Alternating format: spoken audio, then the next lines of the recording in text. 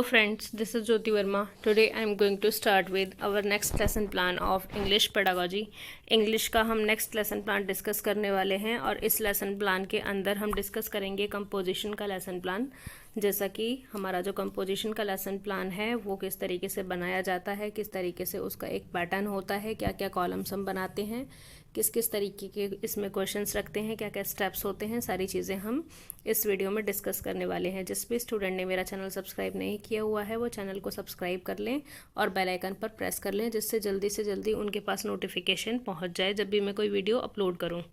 तो आपको सबसे पहले क्या करना होता है, इसके अंदर ब्लैक बोर्ड एंट्रीज़ करनी होती हैं। ब्लैक बोर्ड एंट्रीज़ हमारी कौन सी होती हैं, जैसा कि हम इसके अंदर date, class, subject, topic, period और ड्यूरेशन, ये सारी चीज़ें हम इसके अंदर लिखते हैं। सबसे पहले जिस डेट को हम लेसन प्लान डिलीवर कर रहे हैं, क्लास हमारी 6th है, सब्जेक्ट हमारा इंग्लिश है, टॉपिक हमारा एनवायरनमेंट है और ये हमारा कंपोजिशन का पार्ट है। तो आप सब सब्जेक्ट में कंपोजिशन लिख सकते हैं। पीरियड हमारा जिस पीरियड में हम पढ़ाएंगे और ड्यूरेशन आपकी कितनी होती है 35 मिनट्स टू 40 मिनट्स। तो ये आपकी ड्यूरेशन होती है पीरियड की। उसके बाद आप इसके अंदर कंपोजिशन के जनरल ऑब्जेक्टिव्स लिखते हैं कि इंग्लिश के कंपोजिशन के जनरल ऑब्जेक्टिव्स क्या हैं, जैसा कि आगे हम रीड करेंगे। कितने होते हैं ये general objectives, 4 to 5 general objectives हम इसके अंदर लिखते हैं।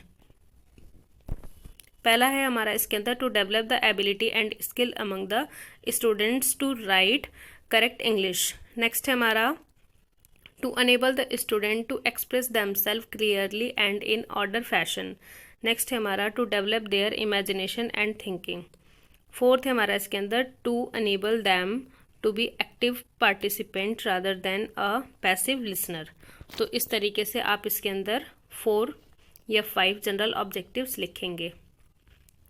नेक्स्ट हम डिस्कस करेंगे कि आगे हमारा जो स्टेप होता है वो क्या होता है। हमें लिखना होता है स्पेसिफिक ऑब्जेक्टिव्स। तो स्पेसिफिक ऑब्जेक्टिव्स हमारे टॉपिक से रिलेटेड होते हैं, जिसमें हमारे पास 4 चीज़ें होती हैं, नॉलेज, अंडरस्टैंडिंग, एप्लीकेशन और स्किल्स। तो हम लिखेंगे इसके अंदर सबसे पहले नॉलेज के अंदर students will be able to get knowledge about our environment and its uses. मतलब स्टूडेंट एबल होंगे इस नॉलेज को गेन करने में, गेट करने में, किसके बारे में, एनवायरनमेंट के बारे में और इसके यूजेस के बारे में। अंडरस्टैंडिंग में क्या है, अंडरस्टैंडिंग में है students will be able to understand about environment and how can we save it. मतलब स्टूडेंट्स जो हैं वो अपने एनवायरनमेंट के बारे में अंडरस्टैंड कर पाएंगे और किस तरीके से इसको सेव रखेंगे, इस चीज़ को समझ पाएंगे। उसके बाद हमारा एप्लीकेशन में क्या आ जाता है, एप्लीकेशन में है students will be able to apply their knowledge for save the environment. यानी कि स्टूडेंट्स एबल होंगे अपनी नॉलेज को अप्लाई करने में, किसके लिए, अपने एनवायरनमेंट को सेव रखने के लिए, सुरक्षित रखने के लिए। उसके बाद हमारे पास स्किल्स हैं। स्किल में कौन सी चीज़ें लिखते हैं हम, student will be able to develop their skill. मतलब अपनी स्किल्स को डेवलप कर सकते हैं इससे students. How to save the environment, मतलब कौन सी स्किल कि किस तरीके से हम एनवायरनमेंट को सेव रखेंगे, and how can we plant, और किस तरीके से हम पौधा लगाएंगे। तो ये चीज़ें बच्चों को आएंगी इसके अंदर, मतलब इनकी स्किल्स डेवलप होंगी। उसके बाद हम नेक्स्ट टीचिंग एड्स लिखते हैं। टीचिंग एड्स के अंदर हम क्या लिखते हैं, हमारे पास 2 तरीके के टीचिंग एड्स होते हैं, जनरल और स्पेसिफिक। जनरल में हम कौन कौन सी चीज़ें लिखते हैं, chalk, duster, black board, pointer या पुस्तक जो हमारी बुक होती है। इस तरीके से हम जनरली जो भी चीज़ें यूज़ करते हैं वो चीज़ें हम जनरल टीचिंग एड्स पे लिखते हैं। और स्पेसिफिक टीचिंग एड में हम क्या लिखते हैं, चार्ट, मॉडल, इस तरीके की चीज़ें लिखते हैं जो हम पर्पजली बनाते हैं किसी भी लेसन प्लान के लिए। तो चार्ट हमारा जो है वो हम इसके अंदर दिखाएंगे। तो स्पेसिफिक टीचिंग एड हमारा चार्ट हुआ। उसके बाद हम प्रीवियस नॉलेज अज्यूम करते हैं स्टूडेंट्स की। It is assume that students have some knowledge about our environment. मतलब ये अज्यूम किया जाता है कि टीचर्स अज्यूम करते हैं कि स्टूडेंट के पास कुछ नॉलेज है एनवायरनमेंट के बारे में, प्रीवियस नॉलेज। उसके बाद हम इंट्रोडक्टरी क्वेश्चंस पूछते हैं। इंट्रोडक्टरी क्वेश्चंस जो होते हैं हमारे वो किस तरीके के होते हैं, हमारे लेवल के होते हैं और टॉपिक तक पहुंचने के लिए होते हैं। जिस तरीके के क्वेश्चंस हम बनाएंगे हमें ऐसे क्वेश्चंस बनाने हैं कि बच्चों को उसके आंसर्स बहुत ही क्लियरली पता हों और बच्चे ईजिली उसका आंसर कर पाएँ। हमें नॉर्मल क्वेश्चंस ही लिखने होते हैं, जो हम एक्सपेक्ट कर रहे हैं उसी तरीके के आंसर आने चाहिए।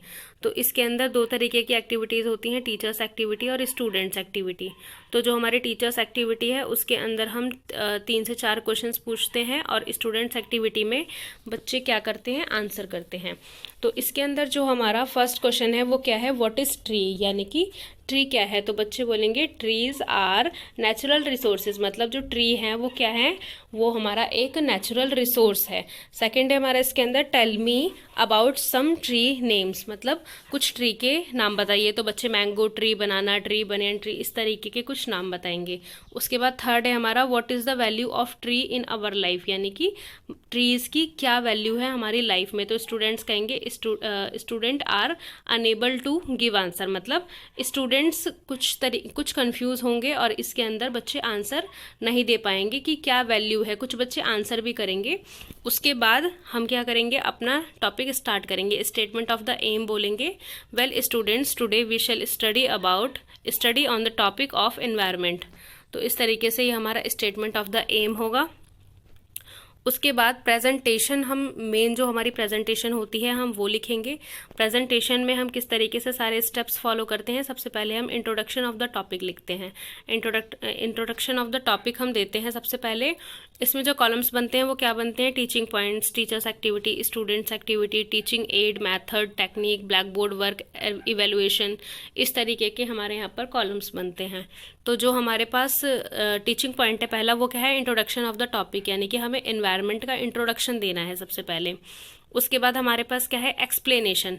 एक्सप्लेनेशन में हम क्या लिखते हैं, teacher will explain the topic in the class, यानी कि टीचर एक्सप्लेन करेंगी टॉपिक को क्लास के अंदर। जैसा कि एक्सप्लेनेशन में क्या है, tree gives us life and really very important for survival for the earth, many people are dependent on trees for this survival, economically for example paper, rubber and match industry etcetera totally depend on trees.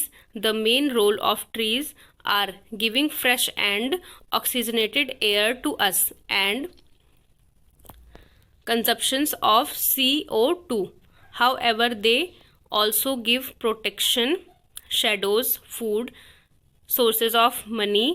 उसके बाद है हमारा medicine etcetera to the people, यानी कि ये सारी चीज़ें हमें कहाँ से मिलती हैं, एनवायरनमेंट से या फिर ट्रीज़ से। एनवायरनमेंट में जो भी ट्रीज़ होते हैं एनवायरनमेंट का एक हिस्सा है, ट्रीज़ हमारी इन चीज़ों में हेल्प करते हैं। तो इस तरीके से आप एग्जाम्पल देंगे बच्चों को कुछ चीज़ों के और इसमें एक्सप्लेन करेंगे। Student will listen carefully and right main points in their notebook, यानी कि स्टूडेंट्स केयरफुली सुनेंगे और मेन पॉइंट्स को अपनी नोटबुक में नोट डाउन करेंगे। एक्सप्लेनेशन मेथड का आप इसके अंदर यूज़ कर रहे हैं। उसके बाद आप एक चार्ट पेपर दिखाएंगे एनवायरनमेंट का बच्चों को इस तरीके से कुछ, और यहाँ पर उसका एक मिनिएचर लगाएंगे। इसके साथ ही आप बच्चों से इवैल्यूएशन क्वेश्चन पूछेंगे, which kind of things we make by trees, यानी कि किस तरीके की चीज़ें हैं जो हम ट्रीज के द्वारा बना सकते हैं। उसके बाद हम बॉडी ऑफ द एसे पर आते हैं, यानी कि जो मेन बॉडी है एसे की उस पर आते हैं, और हमारा एसे क्या है, एनवायरनमेंट। तो इस तरीके से हम अपना सेकंड स्टेप लिखते हैं। जो हमारा एक्सप्लेनेशन है उसमें हम क्या करते हैं, जो भी चीज़ें हमें बॉडी ऑफ द एसे में बतानी है वो हम यहाँ पर लिखते हैं। The environment has a complete cycle to maintain the proper balance on trees. उसके बाद है a healthy environment supports in growing and nurturing the living and non living things on the earth. तो इस तरीके से आप इसको एक्सप्लेन करेंगे। स्टूडेंट विल लिसन केयरफुली, और एक्सप्लेनेशन मेथड का आप यहाँ पर यूज़ कर रहे हैं।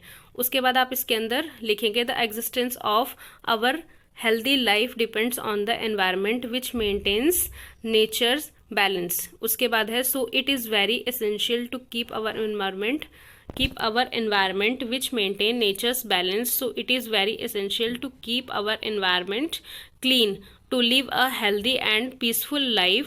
It is important to save our environment and maintain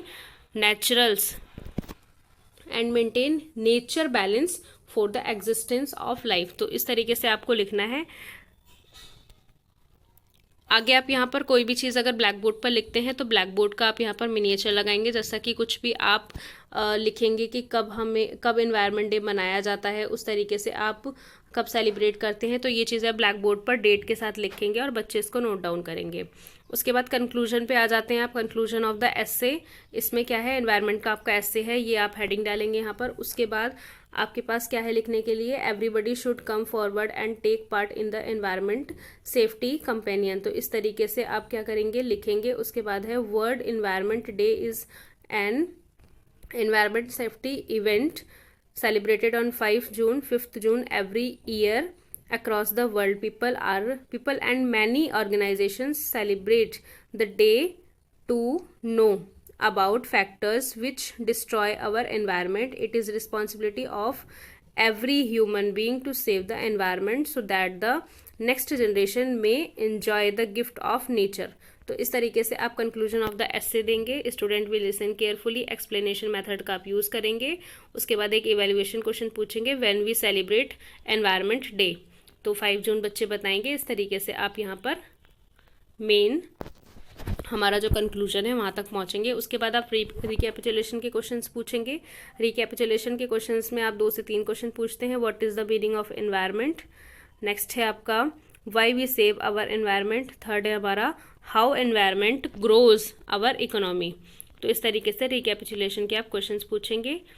home assignment आप देंगे बच्चों को, write an essay on environment. Essay में लगभग इसी तरीके का लॉन्ग क्वेश्चन बनता है कि आपने जो भी पूरा एसे कराया है उसको प्रॉपर वे में आप अपनी इंग्लिश ग्रामर की बुक पे लिखते हैं। तो right an essay on environment. तो इस तरीके से आप बच्चों को होमवर्क दे सकते हैं।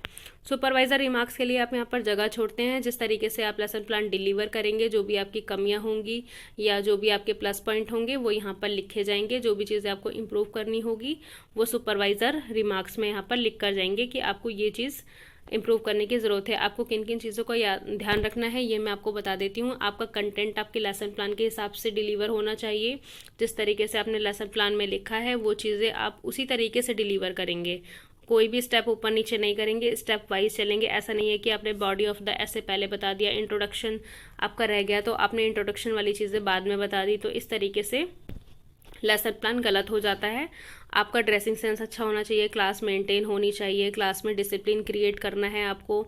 इस तरीके से आपको सारी चीज़ों का ध्यान रखना चाहिए। आई होप फ्रेंड्स आपको ये वीडियो पसंद आई होगी। Thank you so much friends for watching this video. Subscribe my channel, share this video with your friends also, like and comment on this. Thank you so much.